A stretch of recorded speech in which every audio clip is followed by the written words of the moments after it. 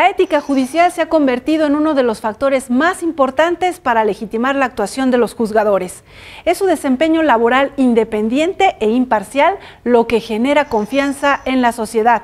Hoy abordaremos este tema a través del análisis del libro Ética Judicial, una obra que usted puede consultar aquí en la biblioteca del Instituto de la Judicatura Federal. Soy Verónica González, comenzamos.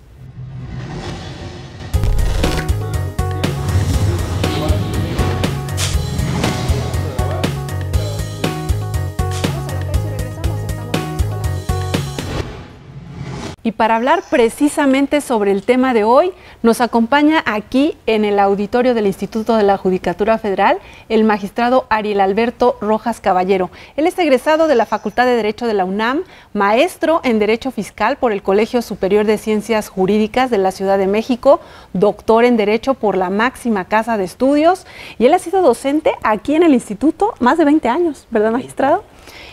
Es autor de 11 libros. Él ingresó al Poder Judicial de la Federación en 1995, ocupó el cargo de secretario de Estudio y Cuenta en la Suprema Corte. En el año de 1999 fue designado juez de distrito y desde el año 2008 se desempeña como magistrado de circuito. Bienvenido. Muchas gracias, Verónica. Encantado de estar aquí en Escuela Judicial. Pues para conversar sobre este libro, Ética Judicial, ¿cómo surgió la idea?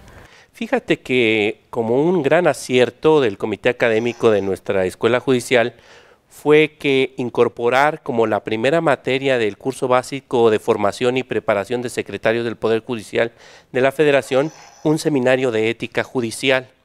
Y entonces siempre a los profesores del instituto pues se nos hacía muy complicado abordar temas que son propios de la filosofía, de la ética general, de la ética profesional y desde luego la historia de la codificación de la ética judicial. Y entonces, bueno, pues me di a la tarea para enfrentar mis clases, ya tengo 5 años dando el seminario de ética judicial, pues de recopilar el material, toda la gran bibliografía que hizo la Suprema Corte a través del Instituto de Investigaciones Jurisprudenciales y de Promoción y Difusión de la Ética Judicial, y desde luego preparar un libro de texto como un instrumento didáctico que facilite precisamente la impartición de este seminario que es tan importante. ¿Cuánto tiempo le llevó y a quién va dirigido? ¿No? Sabemos a los secretarios, pero toca temas que sin duda también van a ser útiles ya para los propios titulares, ¿no? Bueno, el proceso de elaboración de un libro siempre es una cuestión muy complicada. Cuando el ahora ministro en retiro, don Mariano Azuela Huitrón, fue director del Instituto de Investigaciones Jurisprudenciales y Promoción y Difusión de la Ética Judicial, me nombró delegado en Guanajuato e investigador honorario de ese instituto, y entonces me preparé varios artículos para el instituto, para la revista Criterio y Conducta que tenía el instituto, ahora desaparecido. Como motivo de ello, pues fui organizando la información, leyendo todo el material que tenía, pero finalmente con la necesidad de enfrentar la clase, pues de un año a la fecha ya me puse a redactar todo esto y bueno, pues el producto es este instrumento didáctico para nuestra escuela judicial. Noto en su libro, magistrado, a diferencia de otros, como este enfoque y justo muy oportuno, ¿no? La sociedad hoy en día está muy interesada en examinar, en observar el trabajo de los jueces y cómo contribuye, aborda usted en el libro, este desempeño basado en estos principios éticos, cómo contribuye a ganar esa confianza en la sociedad, ¿no? Habla de eso en el Sí, exactamente, creo que ese es el enfoque que ahora debemos de tener, porque ante la cuestión de que la mayor parte de las autoridades del Poder Ejecutivo, del Poder Legislativo, son electas popularmente, los jueces no somos electos popularmente. Entonces, ¿cómo nos legitimamos democráticamente frente a la sociedad? Y la respuesta que dan muchos tratadistas, en la que yo coincido, es en el excelente desempeño profesional. Y para llegar a la excelencia, pues el camino es el que nos da la ética judicial, que recoge principios, virtudes y deberes que no se limitan simplemente en los mínimos del derecho, que para eso está la ley de responsabilidades, la ley orgánica del Poder Judicial o incluso hasta el Código Penal, sino en los máximos, en la excelencia, en convertir en conducta cotidiana pues esto que se aspira como el buen juez, como dice Manuel Atienza, ¿no? ¿Qué es lo que van a encontrar los lectores en este libro? Para empezar, habla usted de la moral y la ética. Sí, tradicionalmente, y como el libro desarrolla el temario oficial de nuestro curso básico, pues hace esa distinción entre ética y moral, luego propiamente lo que es la ética en el pensamiento filosófico contemporáneo, lo que es la ética profesional, que ahí es donde debemos de centrarnos, y ahí es donde pongo énfasis en esta cuestión de que la ética judicial como una ética profesional tiene dos aspectos que debemos tomar muy en cuenta como finalidades esenciales. Primero, el excelente desempeño profesional, pero al mismo tiempo generar una confianza ciudadana que legitime la actuación de las autoridades. De esta manera, pues la sociedad debe tener esa confianza en sus jueces a través de que ellos se guían por principios, deberes y virtudes que recoge la ética judicial.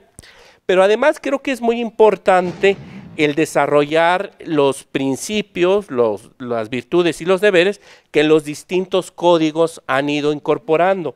En el caso del Poder Judicial de la Federación, pues nos rige en nuestro propio código de 2004, el Código de Ética del Poder Judicial de la Federación, pero hay esfuerzos latinoamericanos muy importantes, como el Código Modelo Iberoamericano de Ética Judicial, que fue producto básicamente de Manuel Atienza y de Rodolfo Luis Vigo, y el Código Nacional Mexicano. Aunque hay vasos comunicantes entre los códigos, bueno, tienen diversas finalidades. Yo siempre he dicho que, por ejemplo, el Código Modelo es un libro de texto de ética judicial, precisamente por los dos profesores que lo elaboraron, y la finalidad de servir de guía para todo el ámbito latinoamericano. Y también creo que es importante otro aspecto que recoge el libro, es esa evolución de la codificación ética, que creo que nos da una idea de cómo esto ha ido evolucionando y la importancia que tiene pues a nivel mundial, porque incluso en los anexos impresos del libro, pues recojo los documentos que a nivel internacional, como las reglas de conducta de los jueces, los principios de Bangalore, el estatuto del juez iberoamericano, etcétera, son documentos internacionales que le dan ese marco a la ética judicial. Vamos a hacer una pausa y regresamos con más comentarios sobre este libro, Ética Judicial. No se vayan, regresamos.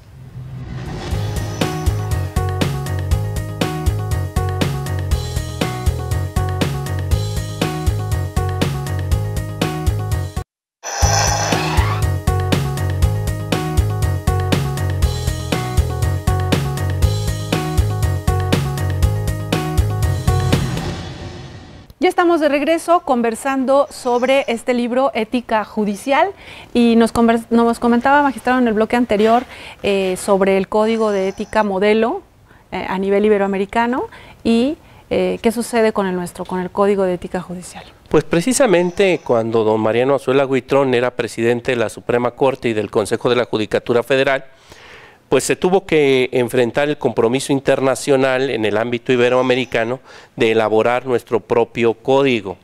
Se nombró una comisión que encabezó el ministro, ahora ministro en retiro, don Guillermo Ortiz Mayagoitia, y bueno, se recabó información, la participación de la ciudadanía, de colegios de abogados, de instituciones académicas, y finalmente de ahí emergió en el 2004 nuestro Código de Ética. Creo que el Código de Ética del Poder Judicial de la Federación es un código muy breve, pero que a partir de lo que te señala la Constitución Política de los Estados Unidos Mexicanos como principios de la carrera judicial, pues los hace principios éticos: independencia, imparcialidad, objetividad, profesionalismo y excelencia. Y a partir de la excelencia recoge 17 virtudes y define cada una de ellas. Quizá ahí es donde se complementan los códigos. El Código Modelo Iberoamericano pues desarrolla más los deberes concretos que a cada principio y a cada virtud le corresponden, y el Código Nacional Mexicano yo creo que tiene la virtud de tropicalizar en nuestro ambiente judicial, bueno, pues estos principios y estas virtudes, ¿no? ¿De qué manera usted en las clases, ¿no? Ya en la extensión Guanajuato, cómo se aterriza esto? ¿Cómo hace que los alumnos vean en su día a día, en su vida diaria, el poder aplicar estos principios? Sí, es muy interesante y creo que ahí es la pertinencia del libro, porque ya teniendo el material didáctico incorporado en el libro, pues es más fácil y esa es la riqueza de nuestra escuela judicial, que precisamente el profesor pues narre experiencias, vivencias, anécdotas de cuando se dan pues circunstancias que son conforme a la ética o circunstancias que no son conforme a la ética judicial. Y la riqueza de esto está precisamente en eso, en que emocionalmente se transmita a los alumnos pues esas vivencias, esas anécdotas que enriquecen mucho nuestra cultura jurisdiccional. Y creo que va de la mano en que pues los alumnos no solo se queden en la parte de sabiduría, sino también en la parte de conducta. La ética judicial no pretende que se memoricen, ¿verdad?, los principios, las virtudes, los deberes, sino que se hagan propios, que se encarnen y que se vuelvan hábitos cotidianos que nos lleven hacia la excelencia, ¿verdad? ¿En qué situaciones se puede ver el funcionario, ¿no?, o el secretario de un juzgado, de un tribunal, o el propio juez o magistrado en situaciones en las que se pone a prueba su ética? Pues sí, fíjate que desafortunadamente pues el tema de la corrupción, tanto el principio de la imparcialidad como la virtud de la honestidad, pues proscriben completamente cualquier conducta que pudiera incluso parecer contraria a esto, a imparcialidad y a honestidad. Pero también hay situaciones que creo que es lo más común que se enfrentan jueces y magistrados federales, es la cuestión de llevar a cabo la virtud de la fortaleza, porque el crimen organizado, las presiones políticas, la presión de los medios de comunicación, pues hacen que el juez tenga que enfrentar con serenidad de ánimo pues todos estos embates y resolver conforme a derecho, pues desterrando cualquier situación ajena al propio derecho.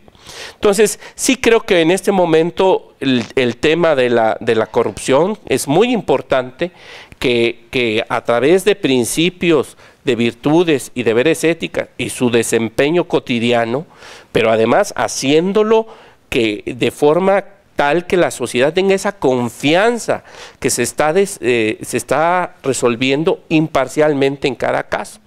Y el tema también de la fortaleza por los embates que tiene el Poder Judicial. Claro, desde luego, en cada asunto está en juego pues todos los principios, virtudes y deberes de la ética, ¿no? La prudencia sobre todo.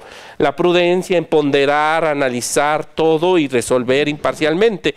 Bueno, pues cualquier virtud está en juego, ¿verdad? Pero pues sobre todo las virtudes creo que más importantes de sabiduría, fortaleza y templanza, junto con la justicia, ¿verdad? Que finalmente a eso nos dedicamos, a impartir justicia. Y estas virtudes y estos principios se reflejan no solamente en la resolución de los asuntos, mencionaba usted en su comportamiento cotidiano.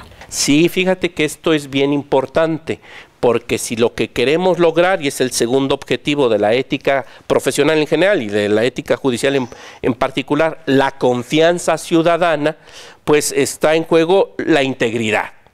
Entonces, esto lo ha resuelto el Código Modelo Iberoamericano, el Código Nacional Mexicano, a partir de los principios de Bangalore, en el concepto de observador razonable. ¿Qué conducta de un juez fuera del ámbito profesional, a ojos de un observador razonable, pudiera poner en entredicho principios, virtudes y deberes de la ética judicial? Y entonces, bueno, claro, es un terreno que se presta a la argumentación y al debate. Por eso la ética judicial es filosofía, no es derecho, ¿verdad? Y creo que aquí es el punto importante de esa distinción entre que lo que estamos buscando son máximos. Por eso es que hay muchas zonas grises en la ética y conforme al modelo ético que se siga, pues a lo mejor la solución es diferente. Por eso es importante tener siempre estos referentes de principios, virtudes y deberes, ¿no? Vamos a hacer una segunda pausa y regresamos con las conclusiones de nuestra charla. Muchas gracias. Vamos a la pausa, seguimos en Escuela Judicial.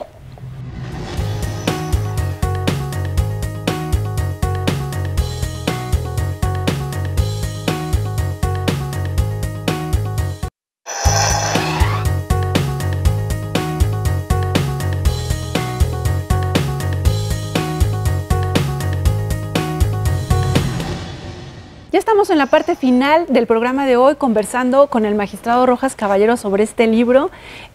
Magistrado, háblenos sobre la dignidad de la persona.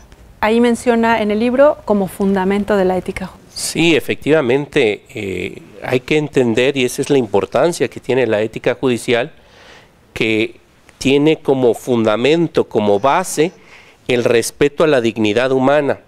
Desde el punto de vista que, imagínate tú, por las manos de los jueces, magistrados y ministros, pues pasan asuntos donde está en juego pues el patrimonio, la vida misma de las personas, la libertad. Bueno, pues de qué manera pues se puede respetar esa dignidad humana si no es a través de cumplir con los principios de independencia, imparcialidad, objetividad, profesionalismo, excelencia y las 17 virtudes. Pero también, fíjate, y es algo bien importante, que el respeto de la dignidad humana, y es algo que yo abordo en este libro y en otro que hice sobre administración de órganos jurisdiccionales, que también el respeto a la dignidad humana y por lo tanto el comportamiento ético de los juzgadores está en función al trato que se le da a los mismos compañeros y colaboradores. Porque, bueno, desafortunadamente, casos muy aislados, desde luego, pero se da esa cuestión paradigmática, ¿verdad?, o paradójica, más que paradigmática, paradójica, de que en los órganos donde se imparte justicia, pues se trata injustamente a los colaboradores, ¿no?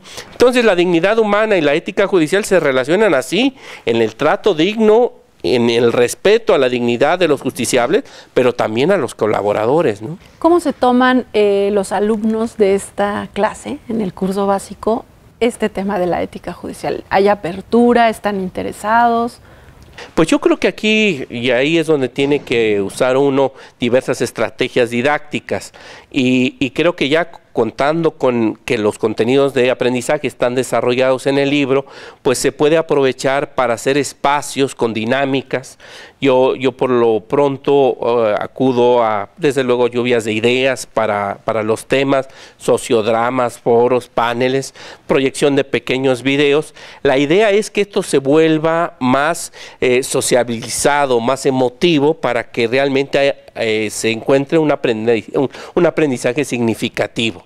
Yo creo que de esa manera, y en 4 años, y este fue el 5º año donde he impartido el seminario de ética judicial, pues curiosamente les gusta más la materia de ética judicial que la de derechos humanos, ¿verdad? Será por lo novedoso y por los enfoques, y sobre todo por lo vivencial. Creo que eso es lo más importante, y esa es la riqueza de nuestra escuela judicial, ¿no? Y en estos años, decía usted, 5 años impartiendo esta materia, ¿cómo mira usted hacia adelante? ¿Cuáles serían los retos para seguir? Es que si digo enseñando, no, porque propiamente ya quienes están tomando este curso son personas que ya conocen estos principios, ¿no? Sí. Pero, ¿cuáles serían los retos? Fíjate que el mayor reto que vamos a enfrentar es que con motivo de la creación del Sistema Nacional Anticorrupción se aprobó la Ley General de Responsabilidades Administrativas, donde imponen la obligación de todas las entidades y dependencias de crear sus códigos de ética.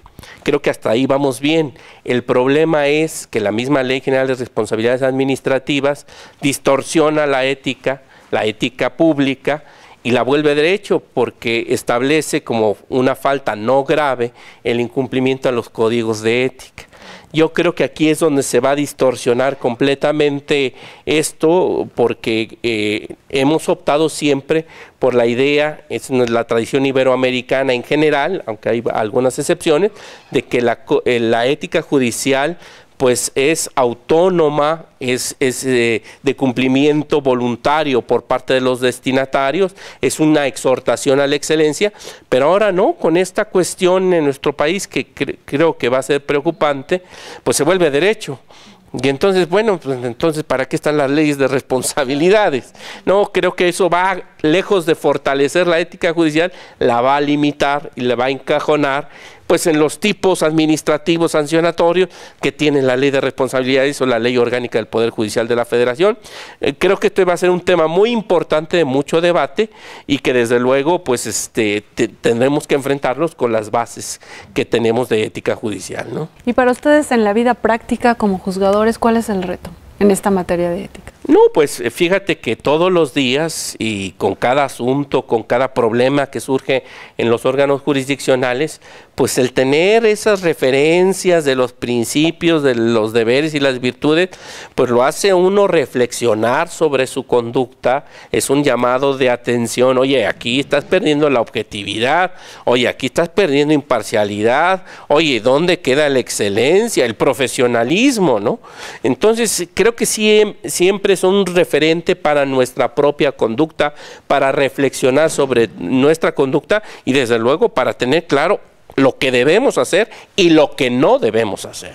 Bien, pues se nos acaba el tiempo y me gustaría, como a manera de conclusión, ya son 11 libros, magistrado, y este es ética judicial, ¿qué es lo que sigue? No, pues mira, yo creo que el tema de ética judicial da para mucho, sobre todo por esta coyuntura que estamos viviendo con la Ley General de Responsabilidades. Yo voy a seguir trabajando en este tema porque creo que es muy importante que ir ganando la confianza de la ciudadanía. Cada vez que mediáticamente se da a conocer la resolución de algún tribunal que de alguna manera pone en entredicho pues lo socialmente aceptable, pues viene la respuesta de que hay corrupción, de que hay deshonestidad, de que hay hubo raro. Yo creo que en la medida en que sigamos trabajando internamente en los temas de ética judicial, pero que además los podamos comunicar y generar esa confianza social, se va a fortalecer el Poder Judicial en general y el Poder Judicial de la Federación en concreto, que creo que es una prioridad para nuestro país, para fortalecer el Estado de Derecho y el respeto a los derechos humanos y a todo lo demás.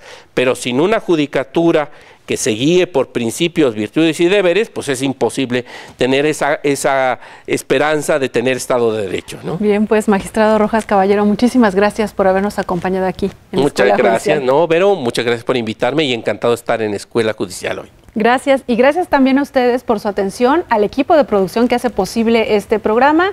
Soy Verónica González y como siempre lo invito a que se quede en la señal del Canal Judicial.